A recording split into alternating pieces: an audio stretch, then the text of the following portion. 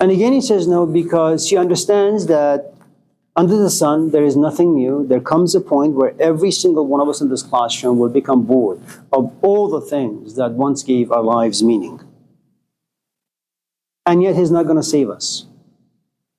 He's not going to knock on your door and say, I'm the guy who you've been waiting for. He says, I will wait and wait and wait and wait until you go through this psychological, tornado. You can go back in time, examine your companion, examine your life, examine your job, examine everything that you've had, and you understand. You understand the nature of desires, you understand the nature of your pursuing desires, and then you come to truly understand, kind of like the Buddha, that it's not just a part of life that amounts to suffering. It's all of life that eventually take you to suffering. Everything about life will make you miserable. Yeah. But isn't that just because people, I wouldn't say everybody. Everybody. I wouldn't say that. But isn't that just because maybe they're selfish? Like they only think about themselves, they don't think about their own problems. Yeah, that. World around them. Yeah. But if they look outside their box, outside their body, then they would involve. It's only. Okay, yeah. there's other things going on around the world. Yeah. Only when you're comfortable and you have nothing else to do, you become interested in other people's problems. But we'll talk about that later. I don't know that either. I know. And he says, no, I don't care if people are psychologically depressed. They need to be depressed in the right way for the right reasons. And he just walks away.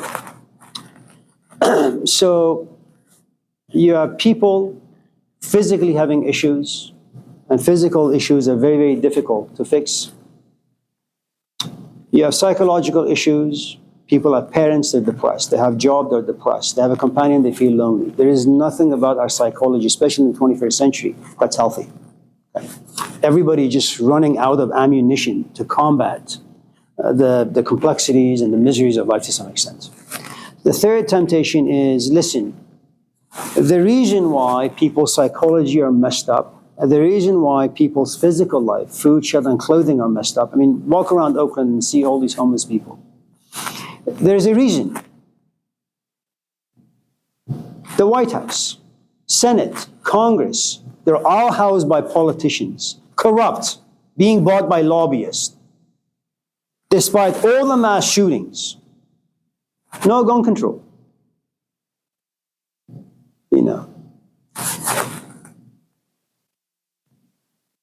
So the third temptation is about the political life of human beings, and it's miserable.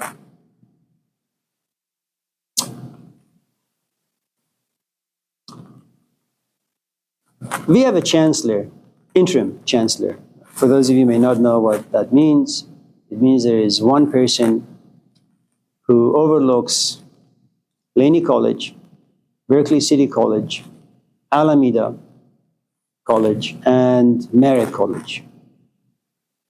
They live in Texas. And they get paid about almost $400,000. Housing paid for, car paid for, food paid for, diapers paid for. Look at this room. Needs a little paint job, maybe. Chairs made of gold or something, where people can feel comfortable, maybe take a nap. And what you realize is that if you have politicians who are corrupt and no one calls them on it, things will continue. And Satan goes to Jesus and says, listen, physical issues, psychological issues, they can be fixed, but we have bad rulers. Just bow to me, kiss my hand, kiss my feet, and I'll make you the king of not just the US, of this planet called Earth. And you are just, God lives inside you. You have enough shame and guilt to make sure that you don't cross any lines. You're always there for people. Do that. And he says no. And what you realize is that Jesus really doesn't care about your physical life. He doesn't care about your psychological life. He doesn't care about the political life. He's a guy who went into a cave, sat in the cave for about 18 years, came to realize a few things, and he says, you know what? I'm a very unique human being. I am completely disconnected from human life. And only those who are able to disconnect themselves from physical life, emotional, i.e. psychological life, and political life, let those come to me. And I will interview them. And of the 50 that are interviewed, I will pick 2. And what we know, at least, from the 12 disciples, is that none of them, not a single one of them really understood, unless you read the Gospel of Mary Magdalene, or you read the Gospel of Nicodemus, or you read the Gospel of Infancy, or read the Gospel of Judas. Then you'll find some people out there, good morning, Amir. You'll find some people out there who are relatively worthy of his presence. Now, the truth is, if you go to the Gospel of Matthew, for example, and read the temptations, well, you're just going to read them and pass them by very, very, very quickly. You're not going to sit back and say, what is physical life? What does it mean? Why did someone write in this book this beautiful story about the 3 temptations? And why is it that Jesus, despite all the compassion and forgiveness and mercy that he talks about, why does he turn his back to his people? How many people have the time, patience, interest to sit down and unpack stories like this? Not very many people. And it doesn't mean that just because you're able to unpack them, there's anything unique or special about you. You know, your mind just works differently, that's all. You have the privilege of having time. I think what usually needs to happen, the first maybe 20, 30 years of your life, someone needs to just tell you what to do. It's like wanting to teach your daughter how to play music, piano. Yeah, she can exercise independence and autonomy and being a true American by saying no one is above me, I'm just going to bang on the keys until I learn. And you can bang on the keys until, hell comes about. But the truth is, you're still going to be an idiot on the piano. You need someone who can just spank you left and right for like 5, 10, 15, 20 years until you become good. So I think first you need to be told, first you need to be like Moses. Tell people exactly how things are. And once they graduate from the lessons of Moses, then they graduate to Jesus. But then Jesus can tell them stories, they have the mental faculty, they have the patience. Because just taking care of the physical aspect of life. You have to be really, really bright and insightful and intelligent and aware. You have to see the dangers out there. I mean, if you're an 18-year-old punk saying, I want to drop out of school, I want to go out there and figure things out, you're just not intelligent. You don't understand capitalism, you don't understand America, you don't understand your culture. You leave your parents' house in complete poverty and know that you're going to return more poor.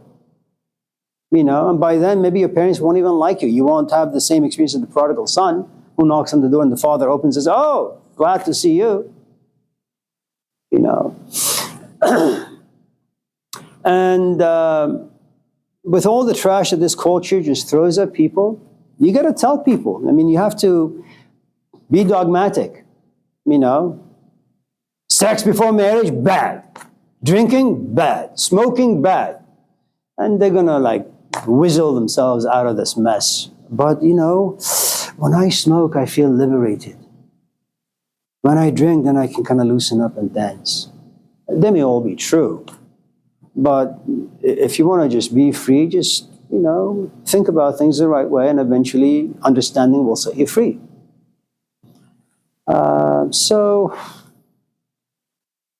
Yeah. Anyways. Yeah, Josh. And it may just be recently on my mind, but it kind of reminds me of early cognitive science when they did the experiments with rats, where they would take rats and they would move them through a maze, right, in a wheelbarrow. So they learned the motions of going through the maze, right, for hundreds of times. Then they took 2 rats. They had one that was starved and one that was not. And the one that was starved, he was motivated to get to the end. he made fewer mistakes, or it made fewer mistakes getting through the maze to what it needed to get to. One that was satisfied, they fed the other rat, and it went through the maze and made many more mistakes. And it kind of reminds me of what Jesus going. There needs to be this motivation. They need to come from themselves rather than just be given to them, right? And so the one that was satisfied had what it needed, so it didn't need. It got to meander through and make mistakes and eventually get to the end.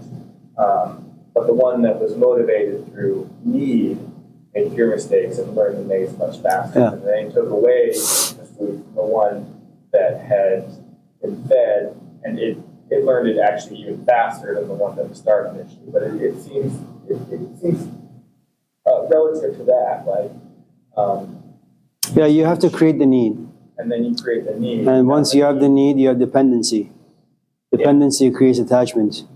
And you either hate the person you're attached to, or you love the person, but you hate loving that person. So, and it takes a while. But yeah. I mean, like slavery. so, okay.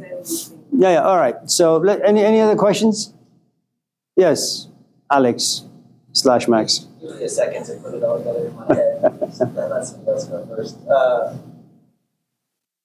The crux of what I want to ask is, all of this stuff was existent in the minds of beings and in our cultures before Christianity, before Jesus, before Muslims, before all of it. There was, you didn't kill your neighbor because obviously you needed that person to help you to survive. Putting it all together in one place in a book and creating a system of hierarchy around it about your own internal emotions seems disingenuous. Do as I say, not as I do. So, don't let an 18-year-old go out and experience these things for themselves, but they have to. You can't just teach it. It's wisdom. No, it's true. Before. So why the emphasis on,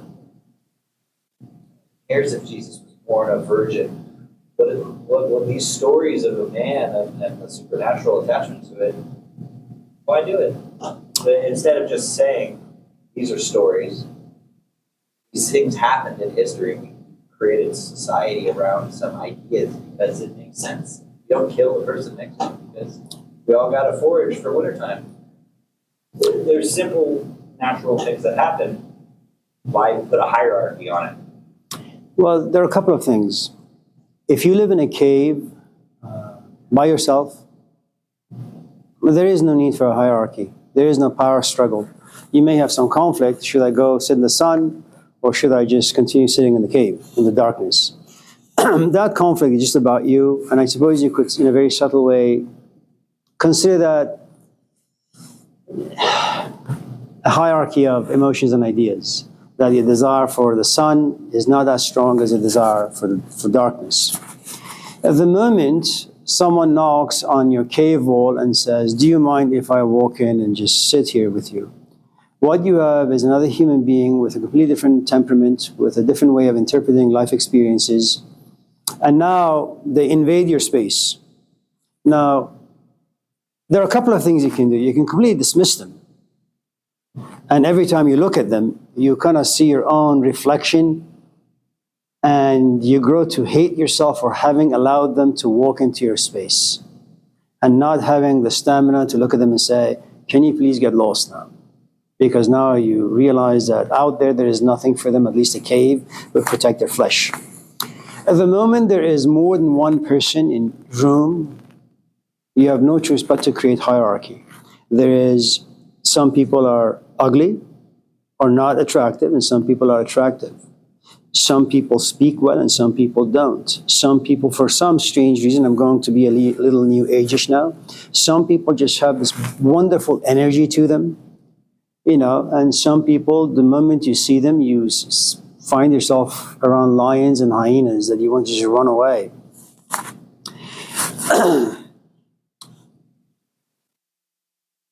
Some people, they see darkness and they say it's beautiful, and some people see light and say it's miserable. And what you have, the moment you live in a community, two or more, You have no choice but to encounter a hierarchy of sorts. And the moment you have hierarchy, what happens is people will begin to wrestle without really knowing, as you're in a very nice way. Specifically you, in a very nice, decent, mature way, you're trying to wrestle with me. And you're saying, well, you think yourself to be up here. I'm going to bring you down by asking you this particular question and challenging you, asking you, well, why do we need stories? Why does someone need to sit and for 400 years keep writing and revising until you have 27 books of the New Testament? If a book, takes about 400 years to be written, there has to be some flaws in the way things are in that book. If the Old Testament, about 38 books, took 1,000 years to be written by all these groups of people, well, you have inconsistencies all over the place. Why should people believe in any of this stuff? And you're absolutely right, people shouldn't. But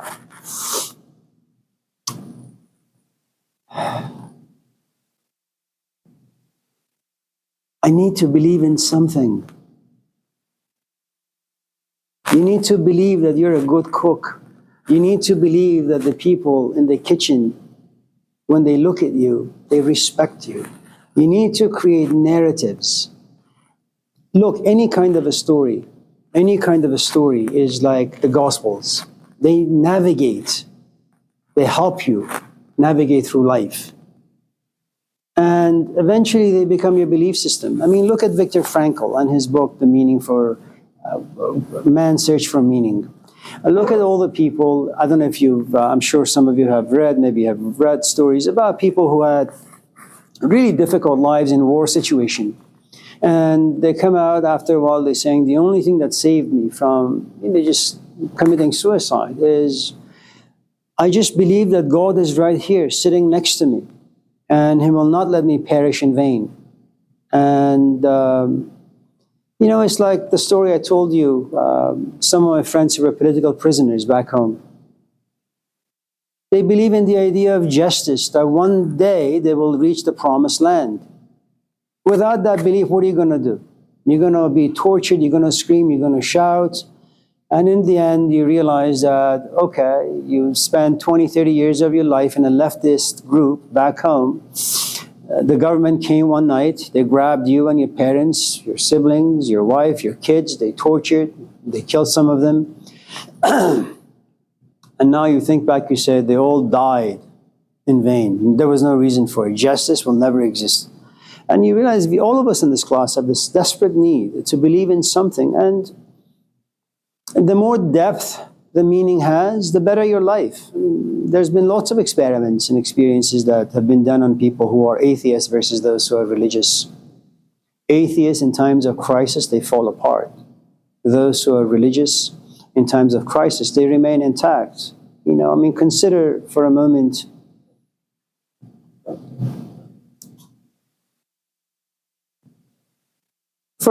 consider the position of Jews. Read through the Old Testament. These people have been pushed around for many, many thousands of years. They've never really had stability. Well, how the hell do you survive this? None of those things really matter.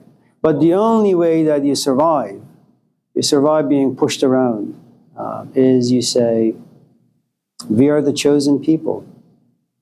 But to be chosen, you have to believe in a higher power. Whether it's El Shaddai or Elohim or Yahweh, none of those things really matter.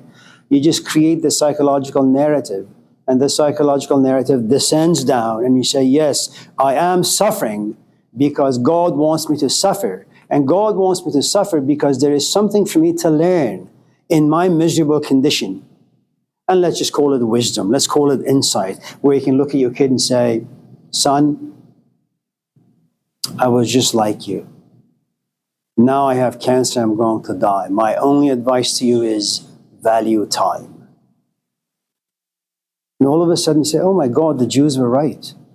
At the end of every miserable situation, which is darkness, light is just waiting. That's the way you survive. Now some people, granted, are very resilient, very thick-skinned. They don't need to believe in anything. They're just happy with, kind of like some of the Stoics out there, or hedonists, that, even in the Indian tradition, the Hindu tradition, the idea of reincarnation did not exist. The idea of karma did not exist. What you have is you come to life and you just have fun as much as you can. Calculated fun. Have sex. Just don't have sex with someone who has AIDS. Because the misery would trump the pleasure aspect of it. And then they would say, once you die, there is no soul to you, there is no God, there is no purgatory, there is no heaven, there is no hell. Enjoy your time down here. This is the only life you're going to get. Engage in healthy fun, and someone needs to tell you what all those things are. But for that to happen, we go back to the same dilemma. Why do you need to believe someone? And their idea of what fun or what not fun is.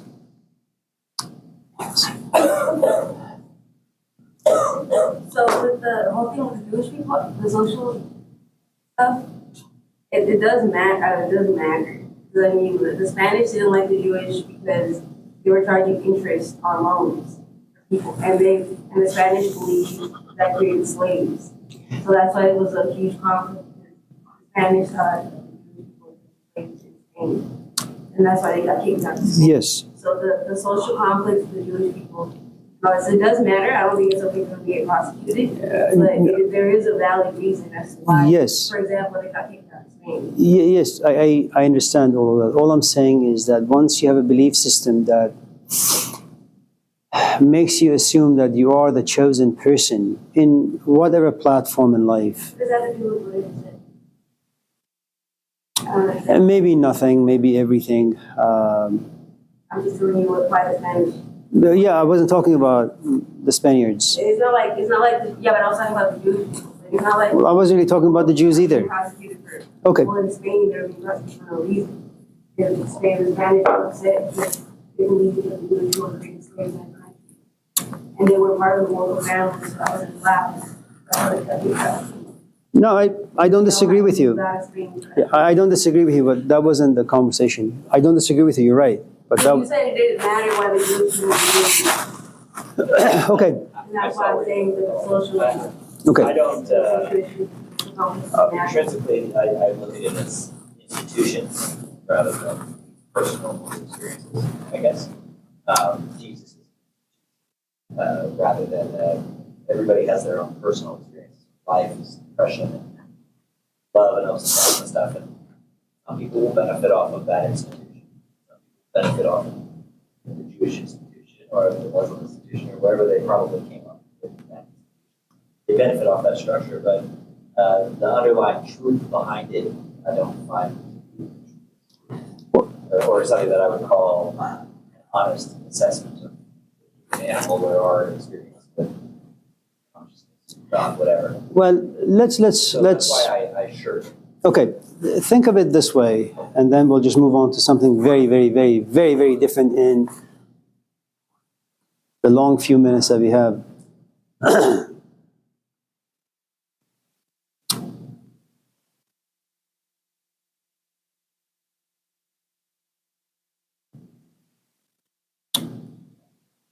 You have 3 or 4 different periods in the institution of Jesus. Right? You have a life that's filled with comfort, 0 to 12. Maybe in your case, it's 0 to about 35. Okay? Then there comes a period of curiosity, intense curiosity, whether it's because of an internal event or an external event, where you bring everything under question. And there are no answers out there that can satisfy you. You turn out to be like Rene Descartes around the 17th century, where you say, unless I see clarity myself, I'm not going to believe in anything, not even the existence of my own body. Okay?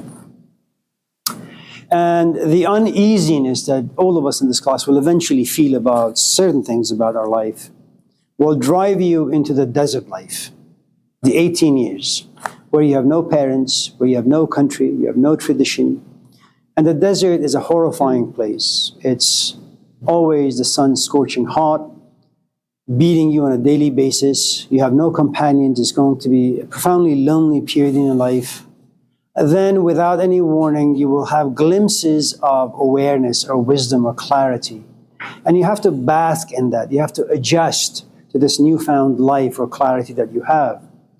And then you become pregnant with a certain set of emotions and you say, I'm going to go back to my wife or I'm going to go back to my ex and tell her all the things I have found, only to realize that she's not interested. So if you look at his life story, not so much as a guy who lived some 2,000 years ago, but this is what human beings go through, regardless of space and time. You have a life that's comfortable, but no one is exempt from the slings and arrows of life.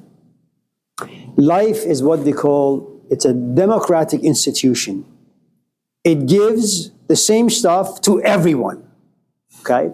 Different intensities, different qualities. So it'll give you comfort for a while.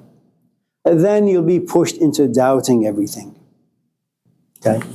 Now, you will try to put yourself back into the comfort zone, but it's not going to be very easy.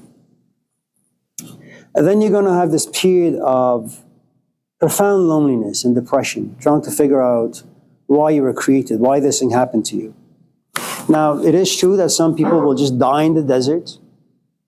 It is also true that some people will become victorious. They will reach the end line. They will see a couple of things. They'll come back only to realize no one is really interested.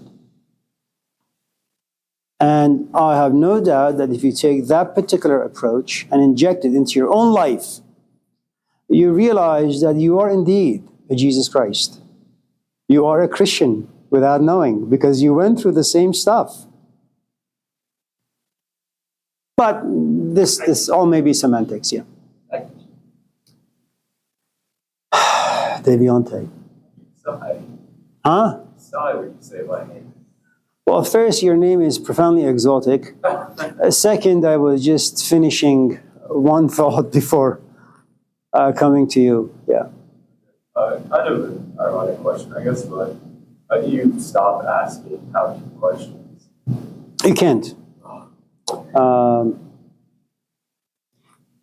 When you are at a certain place in your life where you begin to kind of examine things, you want to figure out where exactly you belong in the scheme of things. It's like walking into a house with zero furniture.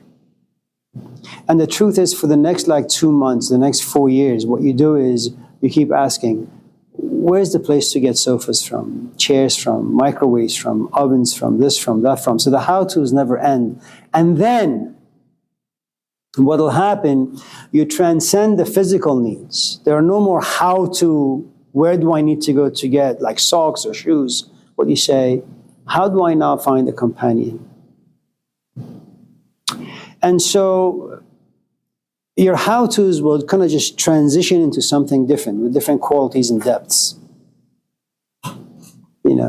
Until you get to this place where you say, okay, how do I express all the things that now live inside me? You can do it through language, you can do it through silence, you can do it by hanging out with your companion, you can do it by writing, by reading, doesn't really matter. Something that you can see your own reflection in.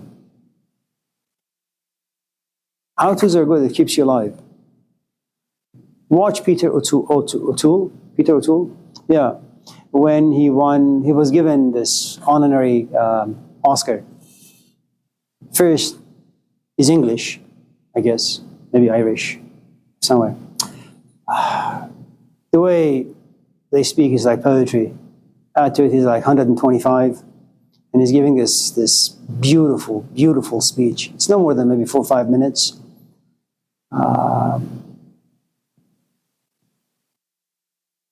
And there is something just about the way he is, about the way he's telling his story, that kind of just silences you.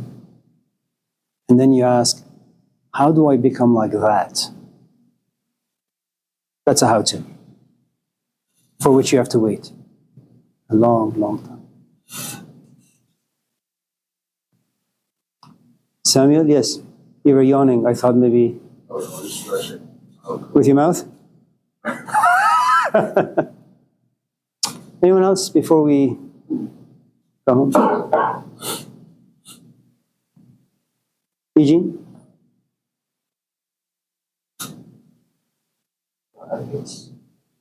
I don't know what this class is, but sure. So before, like, you stole a flower from the cemetery, Yes. or we correct? I'll miss that part. I'm here. Did I steal flowers from the cemetery? Yes. But I had to, roam the cemetery for like 15, 20 minutes to find fresh flowers. And they were not like growing organically from the earth. Someone had bought them, spent money. They walked to the cemetery because they loved someone and they missed them. And they wanted to honor the memories by presenting them a flower. I'm from the Middle East, and so naturally I have no choice but to be a thief. And so it was also a time where we had zero money. It was also a time where someone who was taking care of us was sick in the hospital. You could either go to somewhere and steal flowers and get caught, or go to the safest place. And I say that because I stole chicken once from Safeway in Davis. And the guy came out and said, "Excuse me," I foolishly turned around, because you have to be, just when an elder screams your name, you say, "Yes, sir." He says, "Can I see what's in your backpack?" I said, "Of course." "Oh, you have a chicken. Did you pay for it?" "No." "Can you come with me?" "Of course." You could run, the guy's like 900 pounds. But no, you go into the office, you wait, and cops come. And they put you into this tiny little room with a TV and, the two-story and a kitchen. And then your aunt comes and says, "What are you doing in the cell?" "I stole a chicken." At the point I'm trying to make, sometimes life for immigrants can be a little tough, but if it's not tough, you can't escape the naughtiness of just being 10. When I went to India, I wanted to steal statues of gods. I thought them to be made of gold, but they were so heavy, first of all, too much for the body and, of a 10-year-old. The other thing was people were always around. I could never put a god in my backpack and come home and say, "I have my own God now. I don't need Yahweh or Allah. I have my own tiny little God made of concrete." Is it moral? It was fun.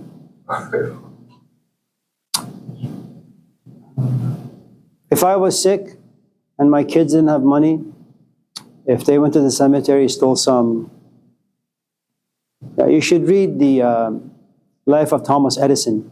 His mother got really, really sick, and the surgeon needed a good amount of light, and it was dark, it was night, to do the surgery, and said, "Unless I do this surgery, your mom will die." So you know what Edison did? He went to one of those shops that sold mirrors, broke the window to the shop, and stole all the mirrors that the shop had, brought the mirrors home, lit a good amount of candles, and now you had a good amount of light, and now the surgery was done. The next day, the surgeon says to the father, "If it wasn't for your son, I couldn't do this." And then first he said, "Your son stole all these mirrors." And the father, without knowing the context, takes out his belt and just belts Thomas for hours, until the doctor goes to him and says, "If it wasn't for the mirrors, your wife would have been dead." And then all of a sudden he picks him up and kisses him. So morality really, for the most part, is contextual. At different stages, the thing that used to be bad becomes good, the thing that used to be good becomes bad. It's a mess, Eugene. Anyways, have you seen the $1 Million Baby? Remember the ending of the movie? She's on life support. And her coach, you know what he does? Shuts it down. He kills her. He kills her. But it was a good thing to be done. anyways, listen, it's good to see you.